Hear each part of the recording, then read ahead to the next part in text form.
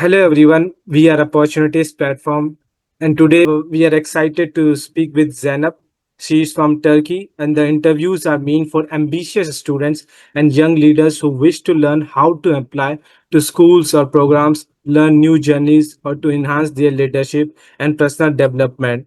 So once share this recording, we would really hope you could like, comment or share this video. Let me introduce Zeynep. Who is Zeynep? So Zeynep is a 19 years old girl from Bursa, Turkey. She has been living abroad for almost 4 years now. After starting G10 in Turkey right after COVID, she went to Canada for an exchange program. Then she has learned English in that period of time where she had led so many opportunities. Even she had an opportunity to get a full ride scholarship in one of the most prestigious IB schools called United World College in Southeast Asia, Singapore for the third Turkish scholar ever. This is not just the end of her life. Like she has achieved so much of success. I could not actually cover up that, but one of the best experiences she would have to being a Baret Scholars on a full ride. And she has also got the Clarkson and she is joining next year in Lewis and Clark College with a full ride as a Davis scholar. So without further ado, we can get started. So what exactly is Baret Scholars Program and how is it different from other gap year or study abroad experiences? Hi, so thank you for having me, firstly. And as for your question, the Baret Scholars Program is a fully funded global gap year program for future changemakers. And what we do is we travel to 7 different regions of the world. We get to network, we get to focus on different areas that we want to focus on. For example, I chose to focus more on economics and politics side of the course. We get to volunteer. This is how I can quickly summarize everything. Yeah, that's very interesting. I think not many people have heard about Baret Scholars, but I hope that after this interview they will get to know about. So, what exactly inspired you to like?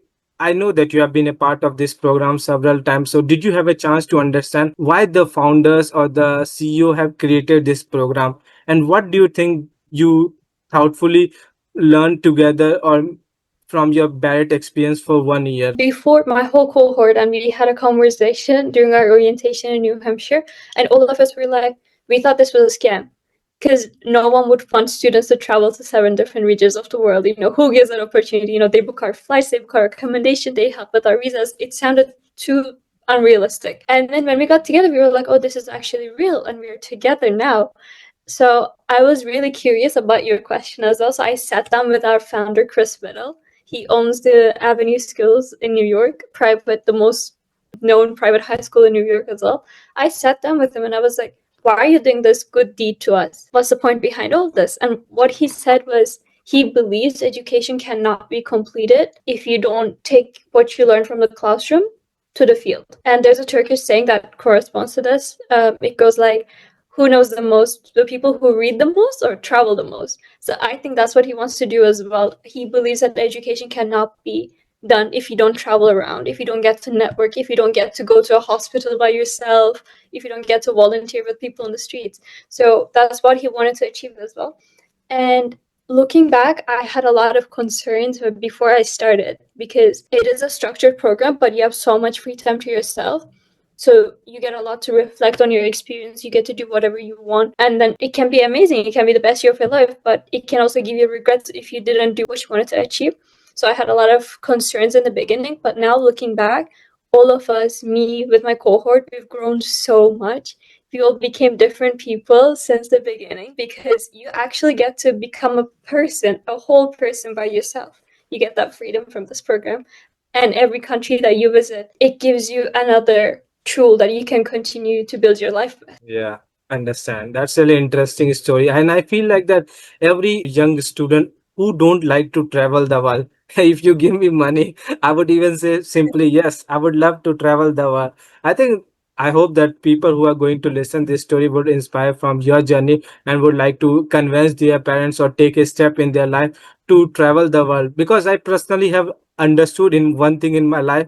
I have learned so much when I have been traveling because I don't know how to navigate during the airport, how to answer the questions of immigration. Like all these experiences, you cannot be able to learn in one specific room or a classroom. You have to experience that thing in order to learn. That's amazing. So, what is the best time you have during the Baret Scholars? I know that you have traveled so many places, so many fellowship area, but is there something that always is like remember to your mind, maybe after high school, mid college, or graduate? Or how do you much concerned ages enjoy the program? Our cohort was from ages of 17 to 24, I think.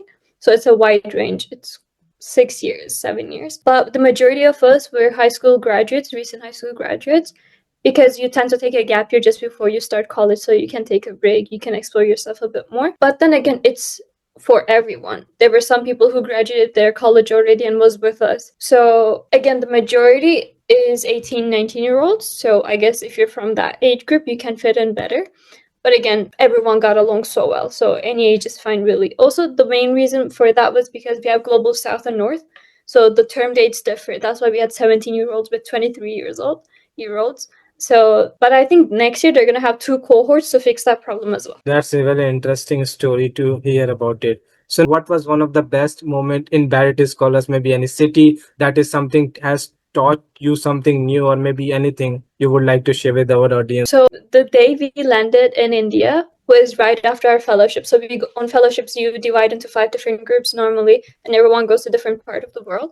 I was in South Africa in Kruger National Park, like without Wi-Fi, without any connection to the rest of the world. So we were so isolated for 14 days, and I didn't know anything about any of my friends. And then the second we landed in India was the day of Holi. So all of us, dead tired, traveling all the way from Kenya to South Africa to whatever, like having so many layover flights, we did not care at all. We met at the lobby at the Park Hotel in New Delhi, and we went to celebrate Holi with a bunch of locals. So and the next day, someone from our program, we have a huge Indian community as well, they organized this Holi party just for us. Even though everyone was super tired, all of us showed up. All of us were like, we had colors, we had flowers. So I think that was one of the most beautiful moments of my entire life, because imagine everyone is just so tired, but we miss each other so much, and everyone is so eager to do whatever they can. And we just got together to celebrate a holiday that we didn't know anything about. Yeah, actually, Holi is one of the favorite holidays of Indians. And even I always say, like, the best time to visit India is either come to winter seasons when you see the holiday of lights, Diwali, between the month of September to December, or come to the beginning of month March, because foreigners cannot tolerate the heat of India. It's pretty very high, unfortunately. So yeah, that's something I would say. So BAT scholars describe the program as not a year off, but a year very much on. How true is this based on your experience, Zeynep? It is very true. Like I told you before, the reflection part, the emotional part is very, very on. You constantly reflect. And I think that emotional growth is something people don't really consider. But I think it takes a lot of effort as well. So that's something. And secondly, during our base cities, we get a lot of free time, but we get our morning programs Monday to Thursday, 10 a.m. to 1 p.m. And after that, you get your clubs, you get your volunteering opportunities. So it's up to you how much you want to put your effort in. But then at the same time, for me, for example, I would wake up at least like at 7 a.m., 8 a.m., go to my gym, do my morning program, and then do my afternoon clubs. And then we are in a city for 3 weeks only, so we would travel around, we would do the touristy stuff, and then you spend time with your friends. And then most of us would do weekend trips to another part of the country or to different countries. And during the fellowships, like, you know how I told you for 10, 20 days, we separate into smaller groups. It's pretty much on. You don't get any free time to yourself. So morning to night, they plan everything out for you. For example, when I was in South Africa, in the middle of nowhere, in Kruger National Park, we would wake up at 5 a.m. every day and go to bed at 10 p.m. And the whole day we had to do activities. Cannot skip the day. Maybe you can say, like, I'm tired today, or maybe I'm sick. Like, is that not possible? It's compulsory to attend, but Okay. I mean, if of course you're sick, they will let you go. But yeah, Yeah. or like for example, when we were in South Korea, my last fellowship, we were in Jeju for 12 days, and we only had the weekend free, so Saturday, Sunday, and all of us planned our own trip to Seoul just to travel. So no one really stops. If you can do something, you do that. Yeah, because I have heard when I was looking back to the schedule, I did not see something related to South Korea. Was it part of the fellowship, or you guys planned by your own, maybe your expenses? No, South Korea was part of the fellowship, Oh, but okay. because our graduation was in China, not a big group could go. It was mostly like European passport holders who could go. So, can you tell me more about the things that make this program very intensive and valuable, like as comparison to other paid gap year programs or the experiences that you have traveling and living abroad? I think like not many gap years take you around to 7 different regions of the world, 14 different countries. So that is one. Second, during our morning program, we get amazing speakers. We got speakers from UN representatives who worked at the Rwanda genocide, or amazing startup people from New York, or we get locals who worked at different NGOs and who saved kids' lives. So like that is something that you don't really get to do on your daily life. Like the connections that we had through this program was amazing. So that is the second thing. And I think thirdly, the cohort. You're surrounded by amazing people. You know that these people are going to be your friends, family in the future. But then at the same time, they're amazing networking opportunities because you know that all of those people are going to succeed in the future. So you can be like, hi, what's up? You remember, we traveled when we were 19. Now I need help with this. So that is one thing that is quite valuable from Baret as well. Yeah, very interesting. Like the networking that you are making, like you don't have to go other place around the world to make friends around the world. You are just in one place, and whenever you are free, go into the room of the friend, your any country you wanted to connect, or maybe anything you like about that person, their conversation, you can just knock their door and discuss any point of time. Yeah, that's one of the best thing I like about the program. So I would like to understand, can you walk me through the global route? Like why did they have chosen such countries and specifically thus like those fellowship locations? Because I'm very curious to understand, and why do you call this as a global route instead of like traveling the world? And how do students travel, live and adapt to the many countries included in that program? Because some people are kind of capable to live in like cold seasons or cold countries. Some of them have not lived in a hot seasons places. So how did they adjust it? Like for example, you or maybe any one of your friends. The global route is, again, I learned it through the conversation with the founder. He started college right after high school, and after 2 weeks in law, I think he went to one of the Ivy Leagues. I forgot. I think Brown or one of them. He dropped out because he hated it so much, and he decided to take a gap year himself. So he had his own private plane. So that's another point. But yeah, so he started up. He's from the US, so he started up from North America, and then he traveled to Latin America, Brazil, and then to Europe, France, to Turkey. So the route that we're following is actually the route that he took, I think 30, 40 years ago. And the countries that gave him such a good contribution in his life. Also, the route is based on the 7 different regions, like I mentioned. So we start from North America, South America, Europe, Middle East, Africa, Asia, and East Asia. So that's how the route was planned, so that we can actually get a taste of every single region. And why is it called a global route instead of traveling? I think Baret puts a lot of emphasis on the globalistic idea, so that's why the word is quite repeated itself. And again, we travel to 5 different continents, so exclude Antarctica to begin with. So we are only missing the Oceania. So that's an amazing opportunity as well. And how do students like adapt, you asked? I think they chose us based off of that. You kind of give off the bite if you can like fit in, if you can travel. Because when I tell people, I travel to these many countries, they're like, oh, that's amazing. But then they don't really see the difficulty behind it. Imagine you go to a place you don't speak the language, you need to buy a SIM card, you need to get used to the exchange rate. If you need to go to a hospital, you don't know that country, so you need to deal with everything yourself. And for example, when we were in New York, it was hot, and then we go down to Brazil, it was their winter, so it was cold, like all of these things. And then we go to Paris, for example, from Brazil to Paris, all of our wardrobes were like, t-shirts and shorts. And we end up in Paris, and everyone's just wearing so fancy clothes. All of us change our wardrobes in 2 minutes. Like, So those how things. many clothes do you guys have to carry, like winter clothes and summer clothes at the same time? Like, We're only allowed to have one carry-on and one checked-in baggage. oh, So okay. you have to make the most out of it. Yeah. You have to adjust everything in that specific area. That's very interesting. So now I would like to ask this question. This is the most asked question from the student. So how does the Barrett diverse the program? Like how many students from one country they use this? Like for example, you're from Turkey. Like are you the only one from Turkey, or there are some other students? Or can you walk me through about the complete application process so that the people who are interested to apply can get an idea how they have to plan ahead, or what are the things that they need to understand, maybe vaccinations or anything? Yeah, we were over 40 different nationalities, I think 43, 44 to be exact. And their goal is to have a really global cohort. So I'm not sure about the percentages, but I'm pretty sure they have a fixed number, not a fixed number, but they have an overall idea of the amount of students that they want to get from different regions.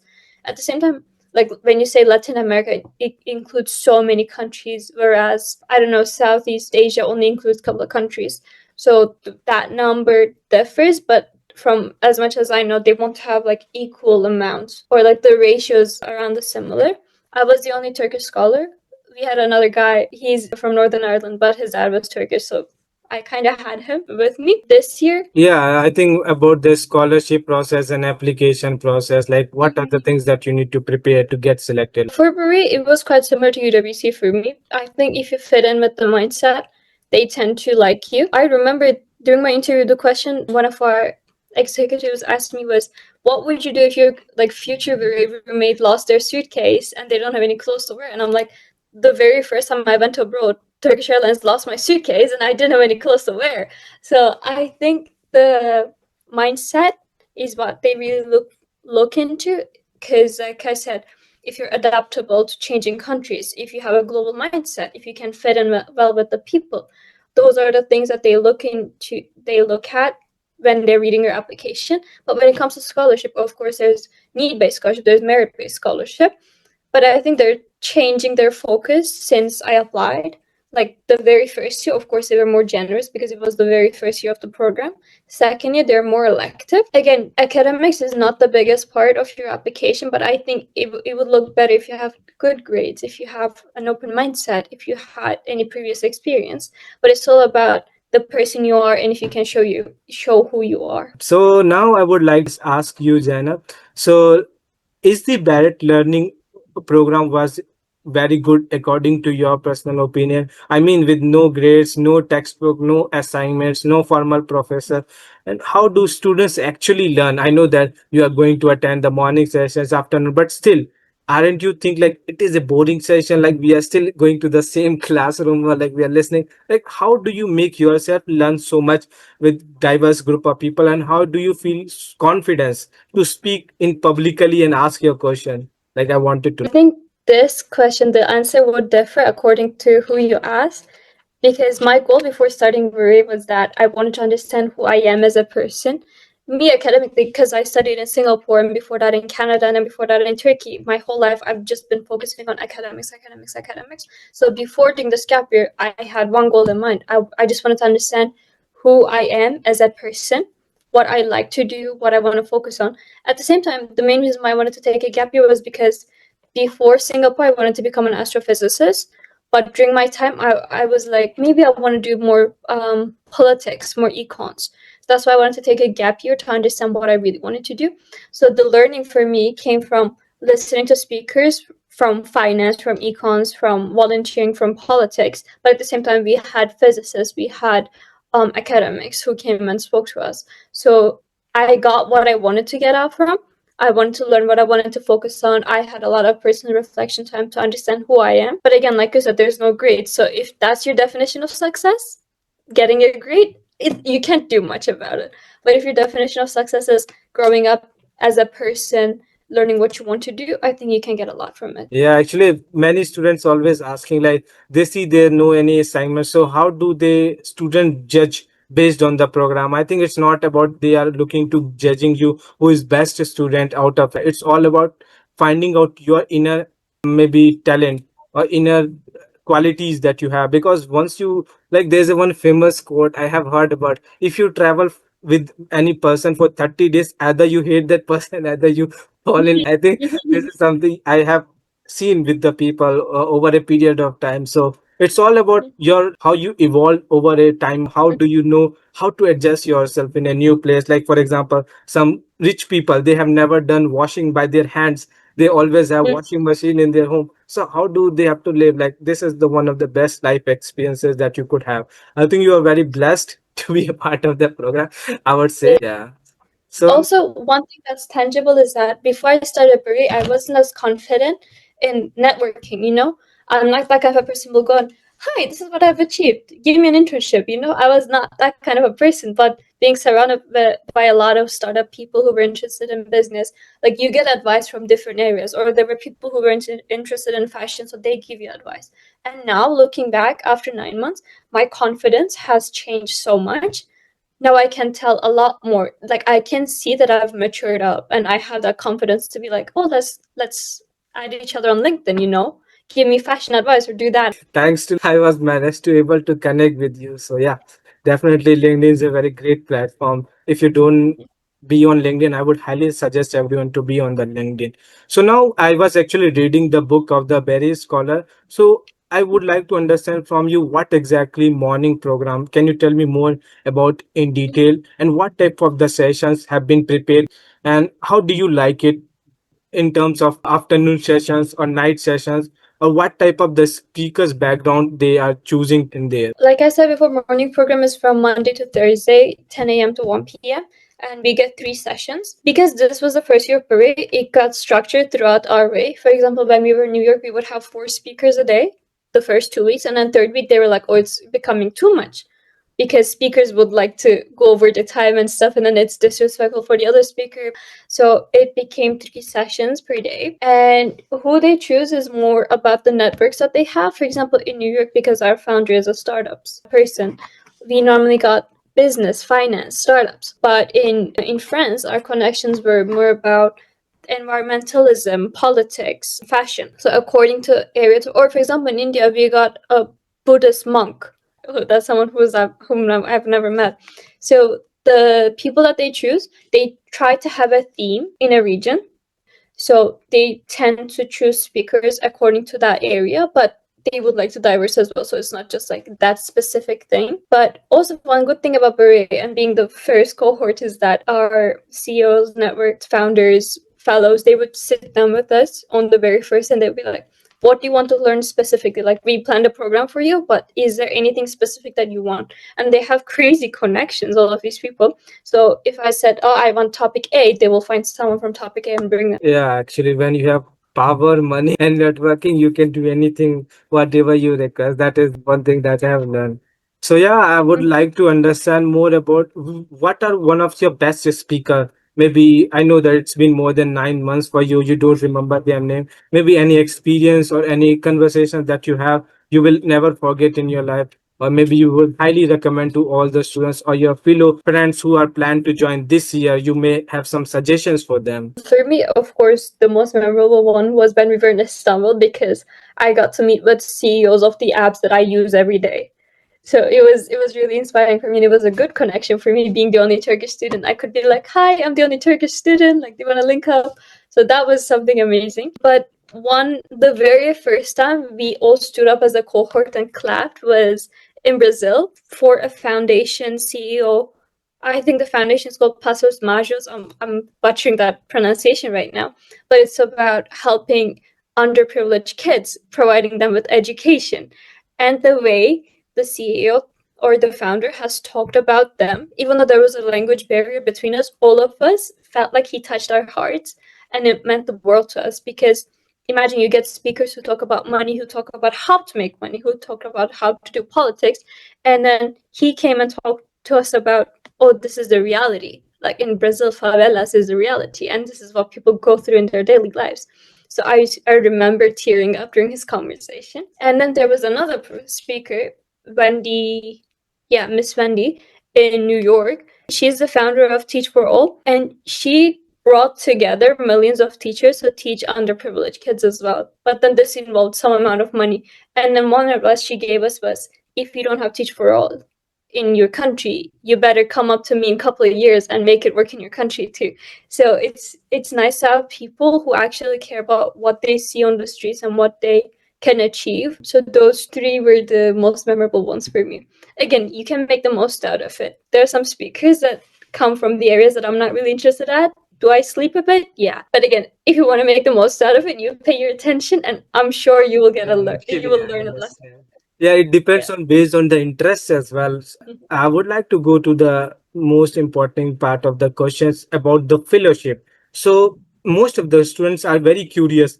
Like, do Baret team plan your fellowship location, or you have the option to choose the fellowship? Or like, for example, let's suppose if I choose a fellowship location, but I wanted to change it. So what is the process of that? If you can explain more about it. So the fellowships are normally 5, 6 different places after our base city. For example, in North America, it was like based in the US mostly, politics in Washington, D.C., startups in San Francisco, or cultural one in Mexico. So the first half, the first term, our fellows created the programs. They chose the locations according to different interests. For example, Los Angeles for film and cinematography. Or we have a Mexican staff, like a huge number of Mexican staff. So they chose Mexico to be introduced culturally. The first term, it was made by the staff. They chose the locations. The second term, they kind of switched the system, and it was more chosen from the executive team members, and they planned it all. And then the fellows would get assigned to a specific region. For example, we had a fellow who was a writer before joining Bursa, so he would normally get the film ones. We had a fellow who was an activist before Baret, so she would get more of the nature ones. So yeah, and choosing the fellowship, of course, we get our opportunity to choose, and you normally get your first option, but then it depends on your visa, because if it's outside of the country, you might obtain your visa and they might reject your visa. So in the last minute, they might make changes. But again, we have to send our forms a month or two beforehand, and then they put us into groups, because they have to arrange our hotels, our flights, and everything. You can't really change it in the last minute unless there's an emergency. Can you tell me more about the visa process for those students whose passport are very weak? Like, how do like travel teams support them? Maybe if you can walk me through that, because some people who are from Philippines or those regions, for example, being an Indian, I don't have the option to get a visa on arrival. I don't able to travel on my Schengen visa or American visa to different countries. So how the process actually work? Like, everything you have to plan before in hand, like few months ago. For example, let's suppose if I'm joining the program in September month, what point of time I have to start everything? Do I have to take care of by my own self, or like, maybe just explain me a little bit. So it's your responsibility to know which visas do you need, because like I told you, we were from 40 different nationalities. So, and we only have a single logistics person like with us, and then there's a background group. But for that single person to follow, oh, which visa you need, which fellowship you're going to, it would be such a But mess. maybe they can put a group of common people. Let's suppose Brazilian group, Indian group. I am sure there are some X to Y number of students, so they can help each other. Because, for example, many students have never traveled the world. If they write something wrong in their visa application form or cover letter, they have a high tendency to get rejected. So how do they supporting them in such case, like reviewing the documents? Like I told you, it's your responsibility to know. That's the first step. Second step, you tell this person, oh, these are the visas that I need to obtain. Because if you hold an Indian passport, another person with an Indian passport probably needs it too. So you get together yourself as well. That's on you as well. But giving you a recommendation letter, giving you a place, like the hotel confirmation, this is the flight booking, these are the documents you need for visa. The program provides all that for you. But it's only your responsibility to tell them, this is where I'm gonna go. This is the overall stuff that I need. Like if you need anything specific, because normally for visa processes, these are the like 2-3 documents that you might need to get. Everyone needs all those, and if you need anything specific, you need to let them know as well. But most of the time, they know what you need as well. But for example, for some countries, for the UK, it was one of the fellowship options. I didn't need visa for any European countries, but since UK is not in the Brexit anymore, it is not in the yeah. So I had to obtain a visa, but at the same time, you can only get it 90 days beforehand, not anything before. And I was gonna leave my country, so what I had to do was, and the program could not give me anything. So what I had to do was I had to do it on my own. Yeah, and also I've heard about you cannot apply to a certain visa if you're not in your home country. Like you cannot apply from foreign countries where you have to go back home country, then apply, then come. That could make that quite complicated process. Are you allowed to travel that city or a place, or you have to take permission from Baret team? Like how actually the structure of your week works? Maybe if you can explain that. So the only compulsory thing is that the morning program, Monday to Thursday, and if you signed up for your afternoon options because you committed to it, those are the only compulsory things. But besides that, you have all the free time in the world without a curfew. So you can do whatever you want. You can come back at 10 p.m. or 3 a.m. No one really cares. So it's up to you what you want to do. And me as a person, I would love to do everything that I can in that city. And I found myself a best friend who was like that as well. So after the morning program, we would spend the whole day out and we would only come back by midnight. So it's up to you what you would want to do. But my personal advice, if you're an upcoming student, what I started doing in New York was that the very first day I sat down, watched a bunch of TikToks, bunch of YouTube videos, what to do in New York, made a list, like these are the restaurants that I want to go to, these are the places that I want to go to, this is my interest, so I chose to do those. And then everyone is really open-minded to whatever they want. So if you see someone in the lobby and you're like, oh, where are you going? And then you can just follow along. One of the best things I've done very randomly was that I attended a night, like, do you know Seth Meyers' late night show? So yeah, like I attended a nightlife show, or like some people went to Moulin Rouge in France. So anything that you want to do, it's according to your interest, whatever you want to do. And then there were some people who slept the whole day. So again, it's up to you. What about the safety precautions for the girls going late night, or like how do you feel safe? Like how was your personal experience being a girl traveling to the country you have never been? Like how do you feel? For the security, by the way, you asked like if you want to travel, do you need to ask for permission? Yeah, if you're traveling to another city or another country, of course, and you have to put in that notice in like 3, 4 days beforehand. And we have a security person and our deans. They check the location if it's safe or not. They do the precaution that way, and then if they approve, you can go. And you need to send them like where you're staying and all that, your flights. But they were a bit loose on that this year. And our safety person, the second we land on the base city, first of all, we get that security briefing. These are the regions that you shouldn't go to. These are the rules. You know, in every country, it differs. For example, in Kenya, they suggested that we wouldn't wear bags like this because people just come by motorbikes and they cut it. You know, in London, you don't take your phone out because someone on electric bike will just come and yank it from your hand. So we do our security briefings, and our health briefing is as well, because the health part is also quite important. In every country, the diseases differ as well. But again, you as a person matter a lot. I'm from Turkey. I lived alone in Singapore, one of the safest countries in the world. But Turkey, also my dad's a police captain. So I'm kind of aware of, I have situational awareness and I know how React to on be certain safe. situations. Yeah. But then again, in any kind of situation, if you face something, first we have duty phone number that you can call. Okay. That's the first option. You call them, you let them know there's always someone on the line. Second, if the situation starts to escalate, they call the security person and he comes and he protects you, or he does something about it, or the deans get involved. So that's how they do the precaution, but we don't do curfew. It's mostly your responsibility to be safe. Yeah, and I always say it's your safety on your hand. Like if you know where to you can go, how much you can go, like what time and all, then no one can actually harm you at all. Yeah.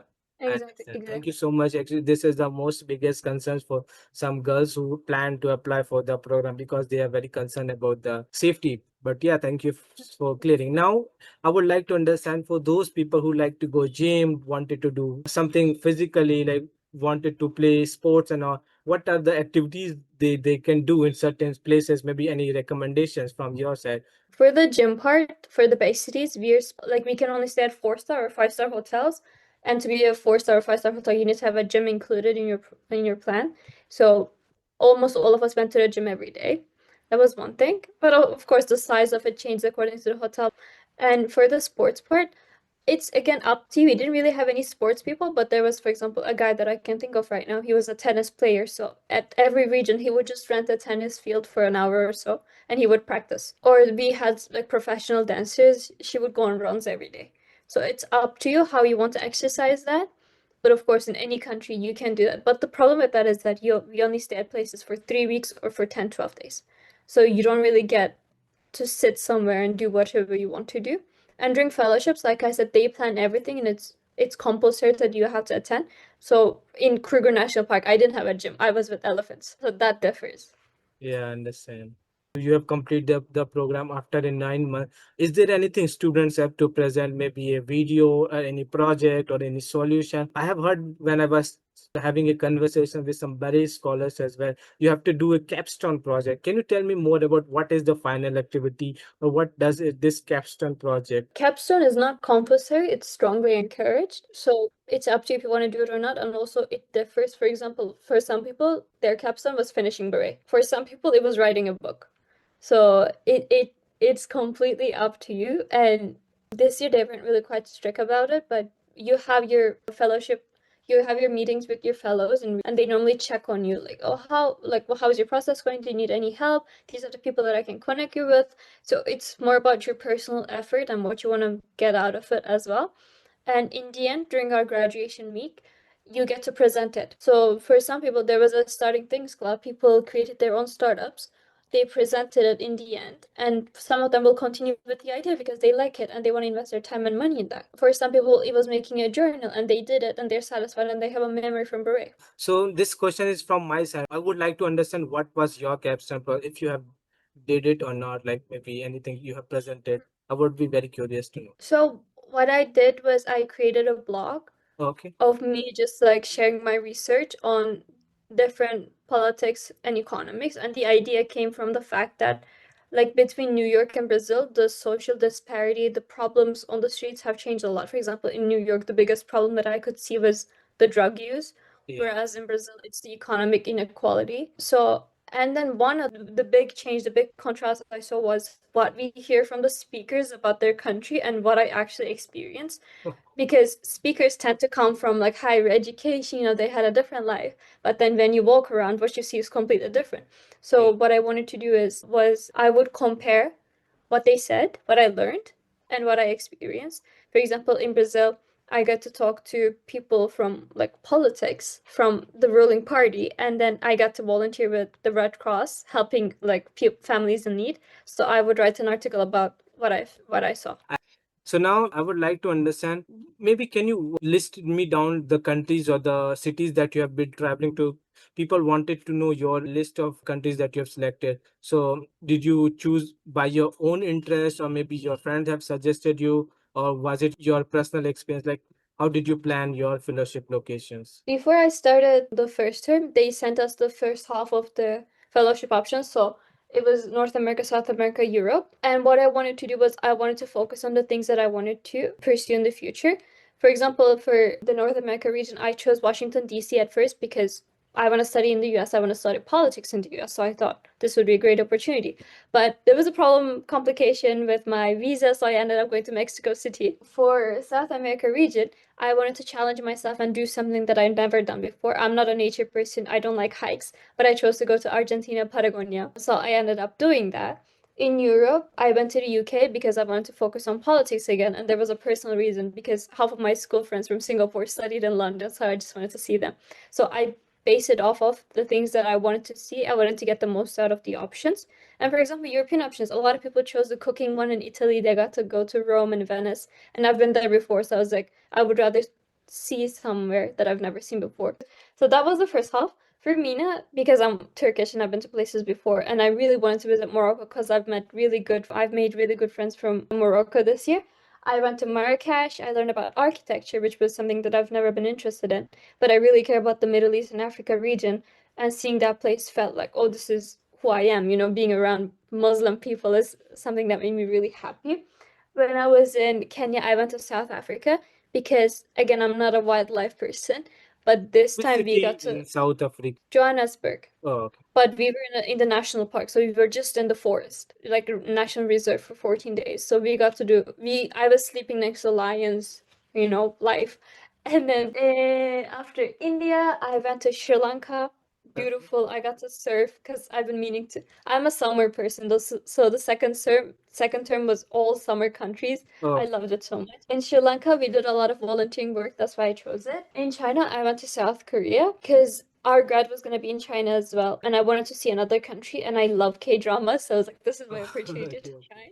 So I ended up going there. But at So the same time, like, you would I have one organize our question. trips. For example, when we were in Kenya, we had friends from Diani, southern Kenya, so we would just go there. When we were in Beijing, China, I have friends from Shanghai, so we went there as well. So in the end, I've traveled to 20 cities. Oh, that's a lot actually. When you have Mm. connections all over the world, it's not difficult for you. Yeah. So I have a question. Like, I have seen that there's a graduation ceremony in Japan. Why was you guys not in Japan? Like, is there any specific reason, or like why is that? You know how you mentioned before, for some countries' visas, you need to go back to Oh, your country to obtain it. So, like, I think from the cohort, 40 or 30 people wouldn't be able to go back and get the visa. Oh, So that's why we had to stay in China. We did a like mass application for the Chinese visa because we had to stay there for 45 days. But for example, I couldn't get the visa, so I had to leave the country and come back again. oh, so you wasn't able to live in China because of your visa restrictions. I had 30 days off, so what I did was I had to re-enter. Oh, that's But very. for example, for Kenyan students, Kenya and Turkey doesn't really have the best diplomatic relationship. So Oh, Kenyan students couldn't come to Turkey. So they had their own base city in Kenya by the beach in a resort. So oh. Baret ended up resolving it, but there were some problems like that. But I think it's also because it was the first year, they didn't really know how to face it. So the second year, I think it's going to be better. Yeah, actually, now I have seen they have pretty much changed the fellowships and locations and everything. I was actually going through the.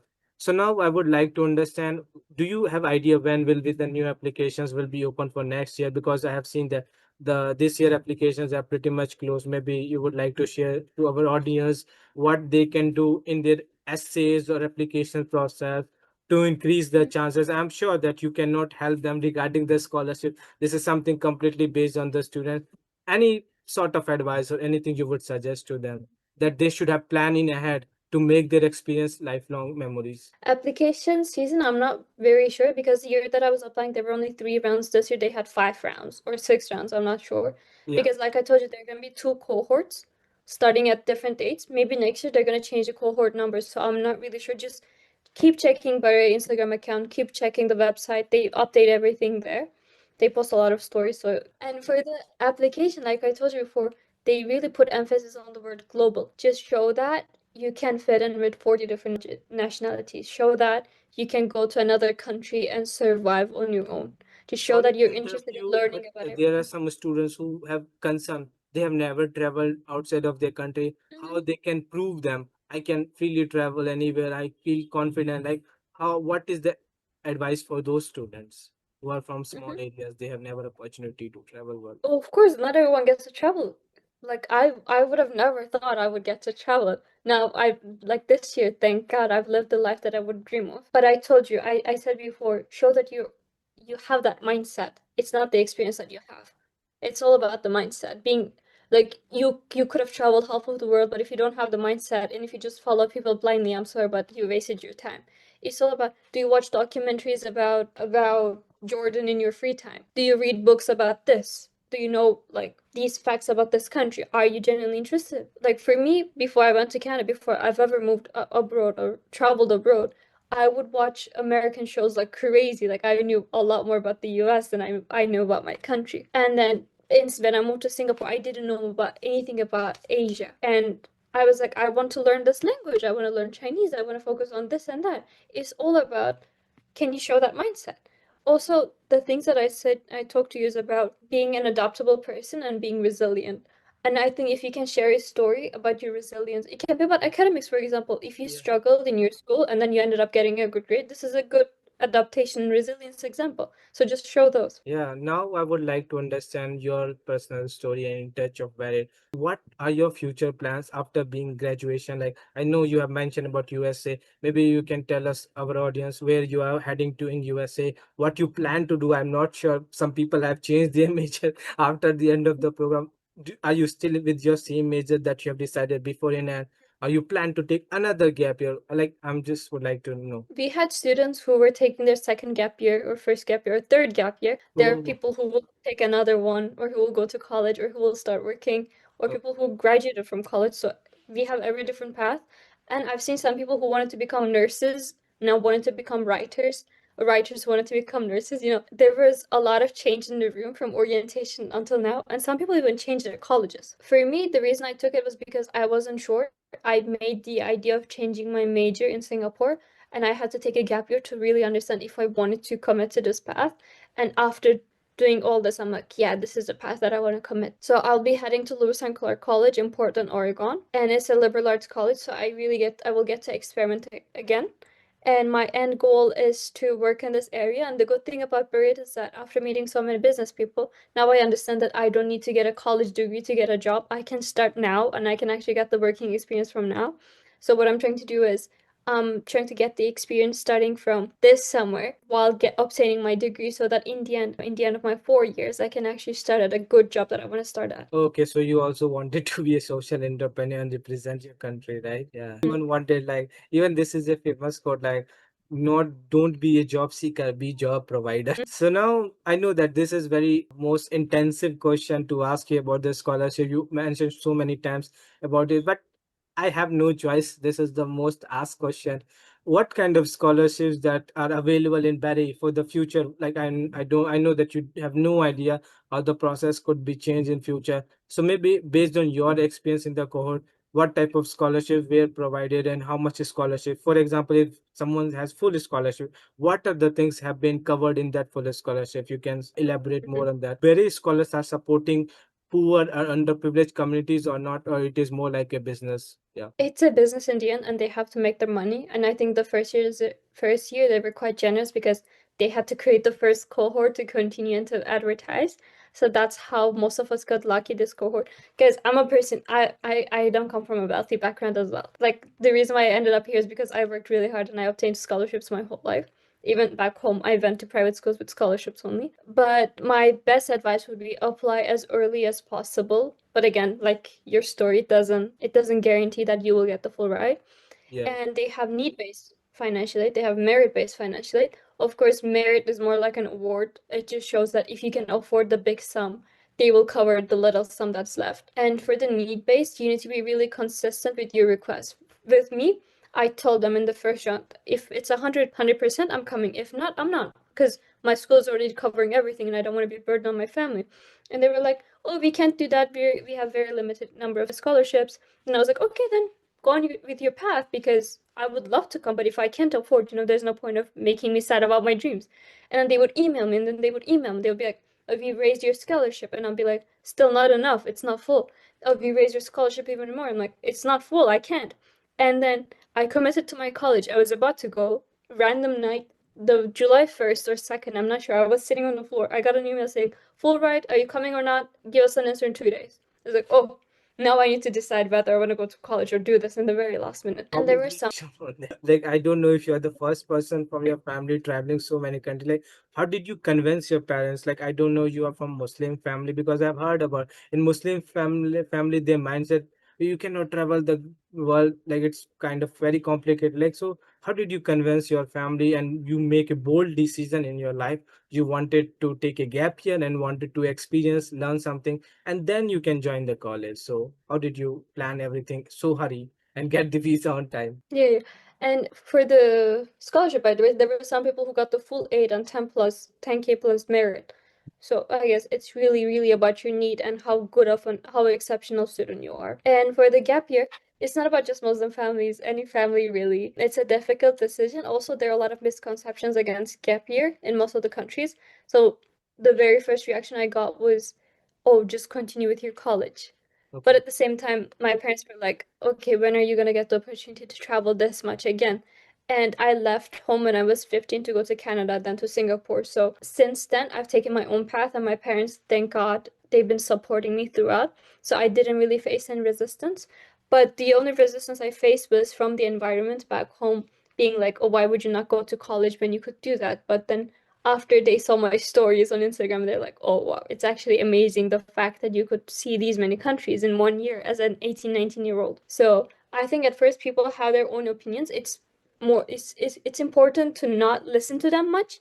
Don't let them affect you. If you think that it's the best for you, just do that. Yeah, thank you so much. So now I would like to ask you, what is the final piece of advice to all those who have applied, get selected, but could not able to make it because of financial issue, or maybe they got rejected? What do you advise them? They should reapply again? What will be the final advice for those people? Because I feel like that some people are very deserving, but just because of certain situations, circumstances, they cannot make it. So how they can feel proud or confident in their life? What message do you would like to give to such a students? Again, it's amazing if you got in. It's exceptional. Like I said, financial responsibilities are reality. And I'm sorry, but if you can't make it, you can't, because money is not something that when you do this, it will just appear.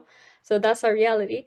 Be proud. Don't be sad. I know some students, exceptional students, who got in but cannot attend because they didn't get the financial aid. I was going to be one of them, but I ended up getting it. I was really lucky, thank God. But of course, being in touch with them, telling your story over and over might help because they would hear you. And if it doesn't help that year, if you apply the next year, then they're like, oh, this person already applied and they really, really want to join us. So the next year, your chances will be probably higher, and the next year will be higher. And meanwhile, you can make networks with the alumni, and the alumni might be like, oh, this person really wants to join, so maybe, maybe consider them even more. So I think if you put in the effort, it will not be unseen or unheard, because genuinely our staff were amazing and they really care about our stories. But again, it's also not easy to say, you know what, try another year, life goes on. But at the same time, our cohort was from 17 to 24, so you have a lot of time to try. But I think keep fighting, don't be sad, everything's gonna be okay. And if it's not, always think this way, maybe this is not the right path for you. Maybe it protected you from something that might have happened in Brazil. Yeah, You that's never true. know. That's true. Or maybe, who knows, you are going to London and your flight crashed in the middle. Like, I don't know if you've heard about the incident that has recent happened in Yeah. India. Like, there's a girl, she was going to London, like King's College, and between in the flight, the plane got crashed. So sometimes it is also by the God grace, you could not able to join that your dream program or any opportunity. You have to understand sometimes you are not fit for that, or the program is not fit for you, or sometimes it's for your own safety as well. So please don't ever be like, oh, they don't like me, I'm not a good person. You are, just keep trying. Like, for example, many people ask me, like, I'm not a Harvard student, MIT, but still, why I've been doing this work for people? Because I always say simple, it doesn't matter what place I am right now, what college I am going. If my vision and idea is very clear, no matter whether I have financial support or not, I will get where I wanted to. I know some people are very lucky, they get success in very early age. Some people have to put lot of hard work, efforts, and then they get it. So you are not alone, or you are not too young or old to get somewhere in your life. Keep pushing yourself. Again, if you're a poor family student, there's no way to ever get successful in your life unless and until you do the hard work, because you are not rich person, you don't have money to get anything in your, you have to do the hard work. This is the harsh reality of life. We have to accept it. Is there anything else Exactly. you'd like to add on that? That's it. Just keep up Yeah. with the hard work. I'm sure it will work out. So now we are going to the end of this interview. So I would just like to say thank you so much, Zaina, for taking your precious time. I know that you're so busy with your life and all, but thank you for giving us this conversation. Zaina, your experience is really amazing. I personally have learned so much from your experience. I hope that you will achieve more success and make your country proud sometime in your life. And this interview will definitely inspire more students to apply for Baret. And I pray to God that everyone will get the scholarship, the chance to attend. So all the community people who are listening to this story, do not forget to encourage us by leaving a like, comment, and share, and subscribing on our channel. You can find our social media links in our description. So thanks for watching this episode, and I will see you guys in the next one. Is there anything advice you would like to give, Zainab, for our audience about opportunities platform? What actually motivates you to give this interview? Thank you so much, Percy, for choosing me for this interview. The main reason why I left home at the age of 15 was not because, I was bored. It was because my country did not give me the opportunities that I wanted to be provided with. So I had to seek those opportunities abroad where someone can provide it for me.